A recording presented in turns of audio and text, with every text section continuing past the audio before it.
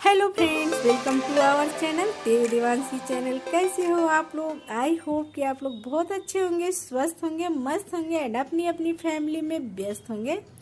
Friends, मैं हूँ गुंजन सिंह जो लेकर आती हूँ new story, cross dressing story. तो आज फिर से लेकर आई हूँ एक क्रॉस ड्रेसिंग स्टोरी जो वेरी इंटरेस्टिंग स्टोरी है। तो स्टोरी को सुनने के लिए वीडियो को फुल वॉच कीजिए और स्टोरी को पूरा सुनिए, तभी पता चलेगा कि एक मालिक जो है वो अपने नौकर का पत्नी क्यों बना।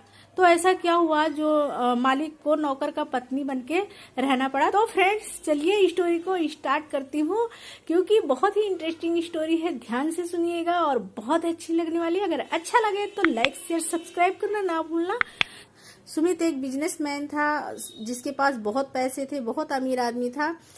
उसके घर में बहुत सारे नौकर रहते थे, अलग अलग कामों के लिए नौकर रखा हुआ था। उसमें से एक नौकर था जिसका नाम था रामा, और वो हमेशा उसके साथ रहता था, उसकी गाड़ी की देखभाल और उसको कुछ लेना देना, खाना पीना ये सब करना, मतलब उसके साथ वो रहता था। तो एक बार ऐसा हुआ कि रामा की माँ बहुत बीमार थी और उसको पैसे चाहिए था। जब वो हॉस्पिटल ले गया तो डॉक्टर ने बोला कि उसे बहुत पैसे चाहिए था उसकी माँ के इलाज के लिए। तो वो आकर अपने मालिक सुमित से बोला कि सर, मुझे बहुत सारे पैसे की जरूरत है और मेरी माँ की तबीयत खराब है, तो इलाज कराना है। सुमित बहुत पैसे वाले था, लेकिन वो थोड़ा घमंडी टाइप का था। उसने बोला कि अभी 2 दिन हुए हैं तुम्हें सैलरी दिए और फिर से पैसे मांगने लगे। कौन पैसा देगा और इतना पैसा कौन देगा? तुम 1 महीने काम करो, उसके बाद से पैसे लेना। वो ऐसे बोला रामा से।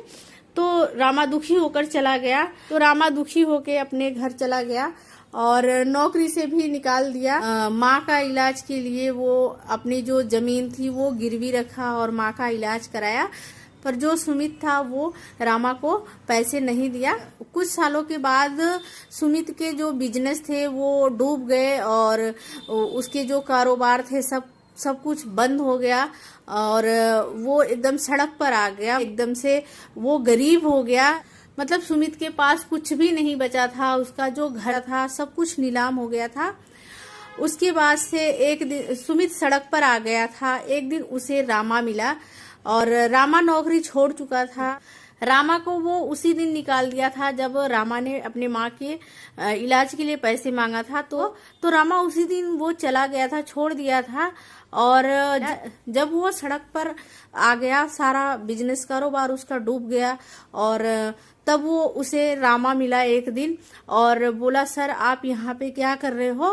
तो उसने अपनी सारी कहानी बताई कि ऐसे ऐसे हो गया है मेरे साथ और सब कुछ नीलाम हो गया है। अब मैं सड़क पर आ गया हूँ, मेरा कोई हेल्प करने वाला नहीं है, कोई नात रिश्तेदार कोई भी नहीं मेरा हेल्प नहीं कर रहा है। तो रामा बोला कि सर, आपको ऐसे देख के मुझे अच्छा नहीं लग रहा है, आप मेरे घर चलो। यहाँ पे रामा अपनी जो इंसानियत थी वो दिखाया। जबकि सुमित ने रामा को पैसा नहीं दिया था माँ के इलाज के लिए, फिर भी रामा ने अपनी इंसानियत दिखाया और सुमित को बोला कि सर मेरे घर चलिए, आपको यहाँ देख के मुझे अच्छा नहीं लग रहा है। तो सुमित बोला कि सुमित को वो दिन याद आ गया और बोला कि रामा, तुम्हारी माँ की इलाज के लिए मैं पैसा नहीं दिया था, तब मेरे पास बहुत सारे पैसे थे और मैं चाहता तो तुम्हें दे सकता था, लेकिन मैंने पैसा नहीं दिया और किस मुंह से मैं तुम्हारे घर जाऊं? रामा बोला कि नहीं सर, आप मेरे घर चलिए, मुझे नहीं अच्छा लग रहा है, मैं आपका रोटी खाया हूँ, इसलिए इंसानियत के नाते आप मेरे घर चलिए। तो सुमित को रामा अपने घर ले आया और रामा जब घर लेकर आया तो उसकी माँ देखी और बोली कि अरे बेटा, ये तो तुम्हारे सर हैं, ऐसे कैसे हो गए? तो रामा ने सारी कहानी अपने माँ से बताया कि सर के साथ ऐसे ऐसे हुआ है। उसकी माँ भी सुमित की बहुत इज्जत की, रामा की माँ, और बहुत प्यार से उसके साथ रही, खाना पीना सब कुछ, कपड़े लत्ते सब कुछ दिए। जितने में था रामा उतने में सुमित को अच्छे से रखा। सड़क पर रहने से तो अच्छा था रामा का घर सुमित के लिए, और वो वहां पे रहने लगा। उसके बाद कुछ दिनों के बाद रामा भागते हुए आया और बोला, सर आपको पुलिस खोज रही है। सुमित हैरान हो गया और बोला कि मुझे क्यों पुलिस खोज रही है? मैंने तो ऐसा कुछ भी नहीं किया है, पुलिस क्यों खोज रही है रामा? तो रामा ने बोला कि सर पता नहीं, लेकिन सुनने में आया है कि जिसके पैसे आप लिए थे बिजनेस के लिए, जिसके भी पैसे लिए थे वो सारे आप पर आरोप लगाए हैं कि आप सारे पैसे लेकर भाग गए हो। तो सुमित बोला कि मैंने तो ऐसा नहीं किया, मैं चलता हूँ और पुलिस से बात करता हूँ। तो रामा बोला नहीं नहीं सर, आप नहीं जा सकते हो क्योंकि आपके दुश्मन भी सारे मिले हुए हैं जो, और उनका आरोप है कि आप पैसे लेके भाग गए हो। बोले कि आप ऐसा मत करो, नहीं तो फिर वही होगा कि एक तो आप सड़क पर आ गए थे, अब उसके बाद से जेल होगा क्योंकि आपके पास ना पैसे हैं ना कुछ है, और हमारे पास भी इतने पैसे नहीं है जो हम आपको छुड़ा सकेंगे पुलिस से। तो सुमित भी बहुत सोचा और उसके बाद से बोला कि रामा मैं क्या करूं। वो बोला कि मेरे पास एक आइडिया है, अगर आप बुरा ना लगे आपको तो मैं बताता हूं। तो सुमित बोला कि ठीक है बताओ। तो उसने बोला कि रामा ने बोला कि आप लेडीज बन के मेरे घर में रह सकते हो, माँ की साड़ी पहन के और कपड़े पहन के आप रह सकते हो, कोई नहीं जान पाएगा कि हाँ आप कौन हो। तो सुमित बड़ा हैरान हुआ और बोला कि ये क्या बोल रहे हो, मैं लेडीज बन के क्यों रहूं और कपड़े माँ के कपड़े क्यों पहनूं, साड़ी क्यों पहनूं। तो सुमित बोला कि सर आपको बचाने के लिए ही मैं बोल रहा हूँ पुलिस से। उसकी माँ भी बोली। सुमित काफी देर तक सोचा और उसके बाद से बोला कि ठीक है। फिर अपना बोला मैं कैसे करूंगा, मेरे को तो कुछ नहीं आता है, और माँ को भी इतना नहीं था कि वो कुछ करे क्योंकि माँ तो सिंपल सी थी। माँ तो साड़ी पेटीकोट ब्लाउज दे देंगी, लेकिन वो उसको कैसे तैयार करेंगे, और मेकअप का भी इतना कुछ नहीं था माँ के पास कि वो माँ को तैयार करती। तो रामा फिर गया और अपने दीदी के यहाँ से पार्लर वाली को ले आया और उससे सारी बात बताया कि कहीं किसी से बोलना नहीं कि हाँ ये जेंट्स है या तो कुछ भी। तो वो आई और उसके बाद से पार्लर वाली सुमित को लेडीज बनाने के लिए अपना काम शुरू कर दी और उसके हाथ पैरों के वैक्सिंग की, उसको बोली शेविंग करने के लिए। उसके बाद से उसके थ्रेडिंग को भी बनाई, फिर उसके फेस का क्लीजिंग की और फेशियल की। उसके बाद पार्लर वाली बोली कि पेटीकोट ब्लाउज पहन के आओ। जब सुमित पेटीकोट ब्लाउज पहन के आया तो पार्लर वाली उसे खूब अच्छे से साड़ी पहनाई और उसका पिनअप की और उसके बालों में विग लगा दी, बाल को भी बना दी। फिर उसके मेकअप की आईलाइनर लगा के, और जो थ्रेडिंग बनाई थी उसके तो लड़कियों के जैसे थ्रेडिंग उसकी लग रहे थे। उसके बाद वो आंखों का मेकअप की, आईलाइनर काजल लगा के, लिपस्टिक लगाई, बिंदी लगाई और उसके कान नाक को भी बोली आंख बंद करो। और जब सुमित आंख बंद किया तो उसके नाक और कान को भी छेद दी।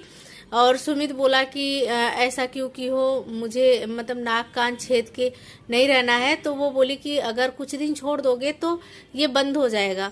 तो बोला ठीक है।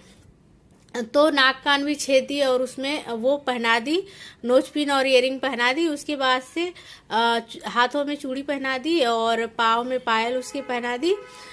फिर वो सुमित से बोली कि अब देखो अपने आप को। जब वो देखा तो सुमित एकदम हैरान रह गया, बोला कि अरे ये मैं क्या हो गया, ऐसे एकदम से मैं तो लेडीज लगने लगा।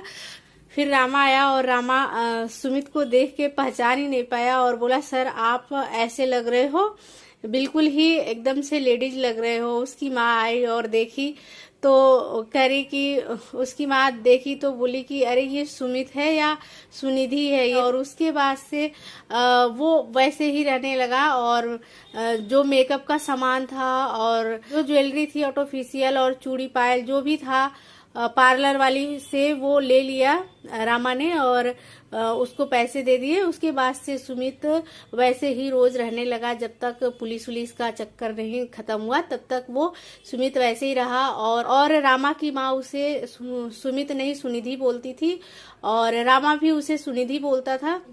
जब कोई पूछता था ये कौन है तो रामा की माँ बोलती थी कि ये सुनिधि है और रामा की ये पत्नी है।